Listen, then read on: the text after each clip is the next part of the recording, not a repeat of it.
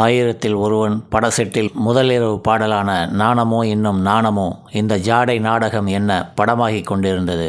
அது ஜெயலலிதாவுக்கு இரண்டாவது படம், எம்ஜிஆருடன் முதல் படம். பாடல் காட்சியில் ஜெயலலிதாவிடம் காதல் உணர்வே வெளிப்படவில்லை. பயம், தயக்கம், பதற்றம், கான்வென்ட் படிப்பு எல்லாம் சேர்ந்து அவரை சரியாக நடிக்க விடாமல் தொந்தரவு செய்து கொண்டிருந்தது. பந்துலுவுக்கும் திருப்தி ஏற்படவில்லை. செட்டுக்கு வந்த தேவர் அதை பார்த்து ஜெயலலிதாவிடம், எதுக்கு பயப்படுற, சரோஜா தேவி எம்ஜிஆரை ஓட ஓட விரட்டி காதலிப்பாங்களே, அப்படி நடிக்கணும் என்றார். அவருக்கு இன்னொரு கதாநாயகி கிடைத்துவிட்ட சந்தோஷம். ஜெயலலிதாவை தனது அடுத்த படத்திற்காக புக் செய்தார். ஜெயலலிதா பிறந்த நாளுக்கு எம்ஜிஆரை தன் கையால் கேக் வெட்டினார். தேவர் கைத்தட்டினார். அப்பொழுது எம்ஜிஆர் தேவரிடம், எனக்கு வயசு திரும்புகிறது, ஆனால் உடன் நடிப்பவர்கள் சீக்கிரமே வயசாகி விடுகிறார்கள் என்றார். ஆனால் உண்மையில் சினிமாதான் கதாநாயகிகளை ஒரு வயதுக்கு மேல் வயதானவர்களாக ஆக்கிவிடுகிறது.